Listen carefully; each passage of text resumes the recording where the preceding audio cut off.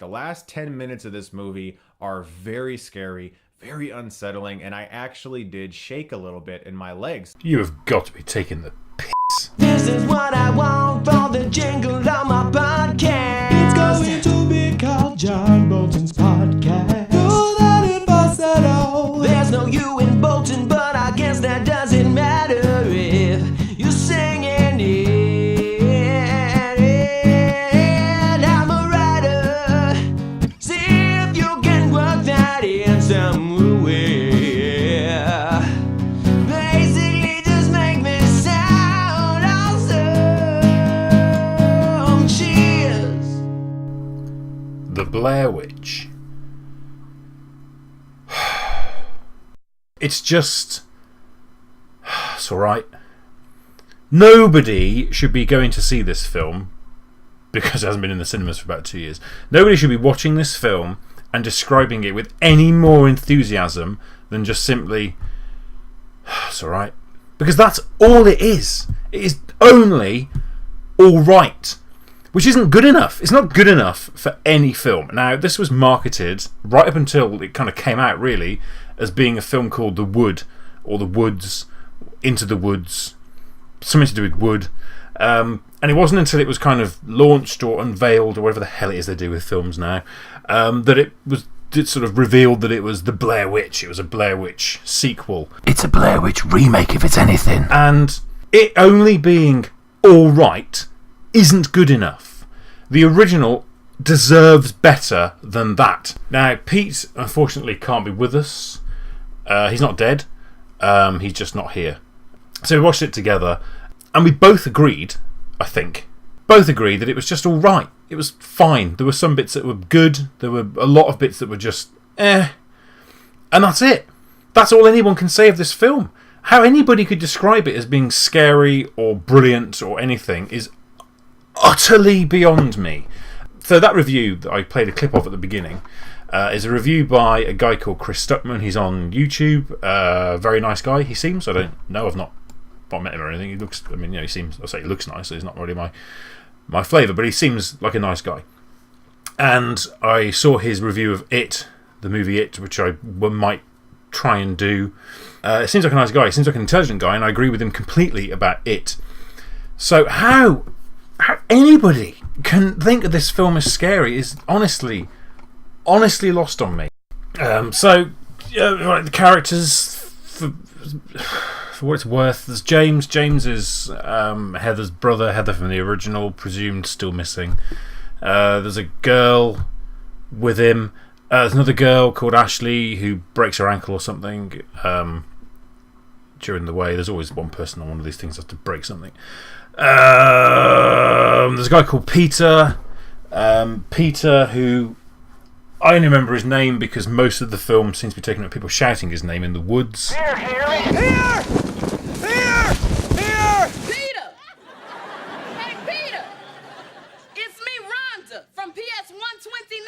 I shared my pudding with you, man. I gave you my snack pack. There's Emma out of The Following, and a guy called Lane, who goes by the online handle, I think that's what people call it, of Darknet 666, which is not a good name.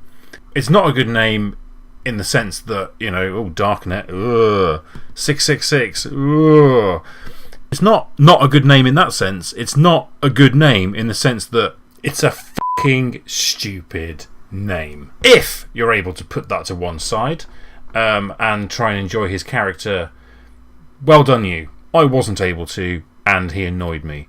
He annoyed me because of his stupid fucking name. However, that isn't the worst thing about this film. Imagine a world in which the name of a character that you don't like very much was the worst thing about it. No, that was not the worst thing about it. What was the worst thing about it was I've already got The Blair Witch Project on DVD. I might have it on Blu-ray. I can't remember. Either way, I own it. I have seen it many times. I remember going out and renting it when it came out on video in like 1999, whenever the hell it was it came out. And the wife and I, in our dingy, haunted, damp-ridden, spider-infested flat, rented it and we watched it in the lounge with the curtains drawn in the daytime to try and up the mood a little bit, which didn't really work because light was still creeping in either side of the curtains. And it was brilliant. It was brilliant. I'd never seen a found footage film before. It was a completely new concept to me. I mean, I'd seen Ghost Watch, I guess, in like 92, whenever that was on. But that was it. So this was a completely new concept to me. And obviously I knew it wasn't real and it was just a film and everything. That much was lost. But it was brilliant. And it was just such an experience. And you think, I wish I'd had that experience in the cinema. I wish I'd been one of those people that had gone to the cinema and believed it to be real. I'm a moron. But I didn't, unfortunately, have that experience. So, as I say, I already own the Blair Witch Project. I've seen it several times over the years. That's all this is. It's just that again. This film isn't really any different to just sitting down for an hour and 40 odd minutes while somebody describes to you what happened in the Blair Witch Project. This looks familiar. Doesn't it? That's a good thing, right? No way, no, what? We've been walking in a circle. That doesn't make sense. I've been following the GPS. Then we should have reached the fence hours ago. We shouldn't be back at the same fucking campsite we just left. Believe me, Peter, no one feels your frustration more acutely than I do. Because that's the problem. It's the same film again. Literally the same film. We see them looking at their equipment at the beginning. We see them going off into the woods. We see them getting lost. We see them going back through the same places they've been through. And it ends in the same house. The same. It is literally the same film. The only difference is, unlike the original film, which was seminal and groundbreaking and original, this film was a pile of shit.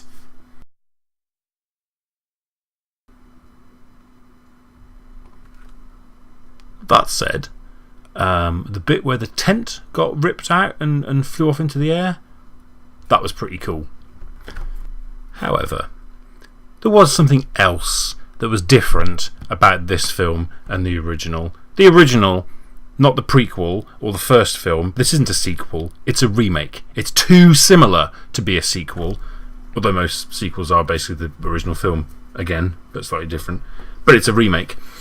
Somebody obviously sat down or stood up and watched the original Blair Witch Project and thought, what is there about this film that we could improve upon? What could we possibly do with the remake, not sequel, that wasn't done in the original film to make it better?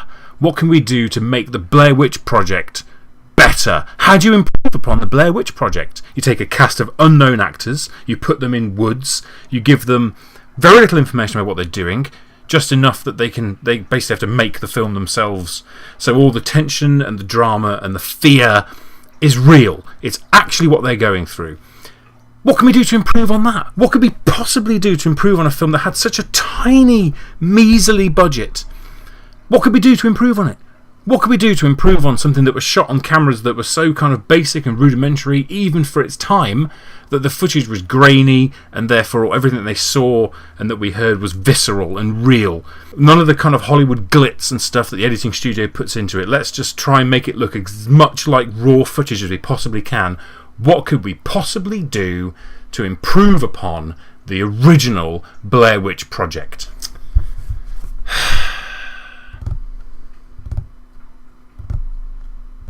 Racking my brains. It's got to be something that we could do. How do you improve upon the original Blair Witch Project? Got it! A CGI fucking witch! Come back soon for the next episode of John Bolton's podcast. What horror movie will he be reviewing? Who knows? Who cares? People who like the Saw films, this film is your fault.